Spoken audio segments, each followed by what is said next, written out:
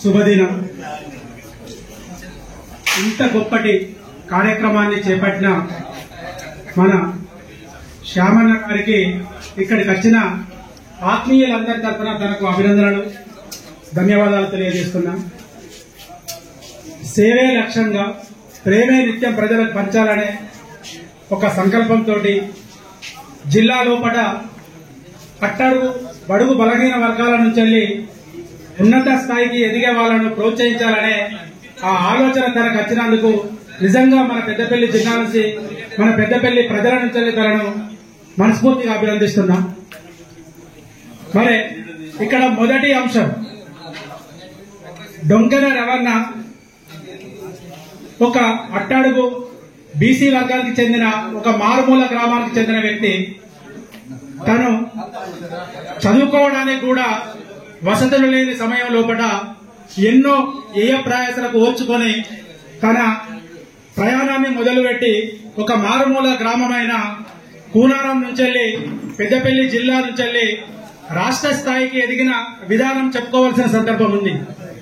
తను తొలుత స్టడీలో భాగంగా లా పట్ట తీసుకొని సుల్తానాబాద్ లోపల ప్రాక్టీస్ చేసిండు. అప్పుడు మన పెద్దపల్లి లోపల కోర్టు లేదు. సుల్తానాబాద్ అనే వెల్గటూరు కావచ్చు, మంత్రి కావచ్చు, పెద్దపల్లి కావచ్చు, ఈ పరిసర ప్రాంతాలకు సుల్తానాబాద్ మాత్రమే కోర్టుగా ఉండేది. దాదాపు 90 నుంచి 95 మధ్యన అన్న నాకు పరిచయం అయ్యాడు.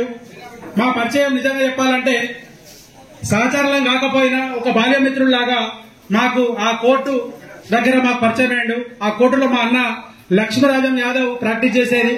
మా అన్న దగ్గరికి సందర్భం లోపల రవణ పరిచయం అయ్యాడు. ఆ పరిచయం రోజు రోజుకు ఒక అనుబంధంగా పెరిగి మా ఇద్దరి మధ్యన ఒక ఆత్మీయత ఏర్పడ్డది. అదే సందర్భం లోపల తెలంగాణ ఉద్యమానికి శ్రీకారం చుట్టే సందర్భం లోపల పలు కార్యక్రమాలల్లో ఇద్దరం ఒక ఆలోచనతోటి అన్ని కార్యక్రమాలలో పాల్గొన్నాం.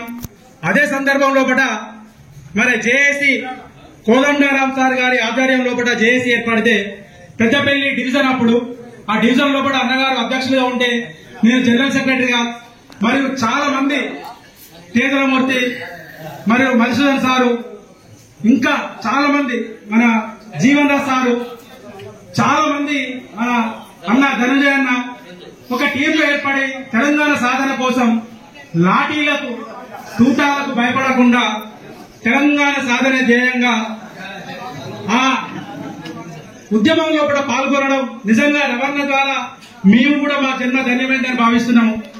మరి ఉద్యమ ఫలితాలు వచ్చినాక మేము అనుకున్నది ఏంటంటే తెలంగాణ వచ్చింది, ఈ వచ్చిన తెలంగాణను మరి ఆగం కాకుండా చేసుకోవాలంటే పెద్దపల్లి లోపల కూడా మనం ఏ ప్రభుత్వం వచ్చినప్పటికీ ప్రజల పక్షాన మనం ఉండి ఒక అభివృద్ధి దిశగా మనం సక్రమంగా కార్యక్రమాలు చేసే విధంగా ముందుకోవాలని అన్నగారు మేము చర్చించుకునేది.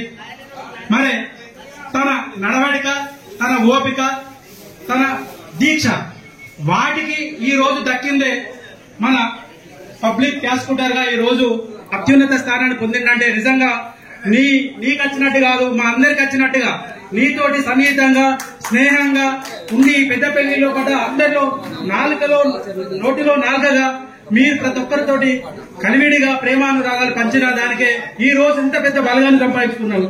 ఇక్కడ పత్రికా మిత్రులు, సీనియర్లు, మరి మన నరేంద్ర అన్న కావచ్చు, లేకుంటే ఇంకా చాలా మంది సీనియర్లు ఉన్నారు.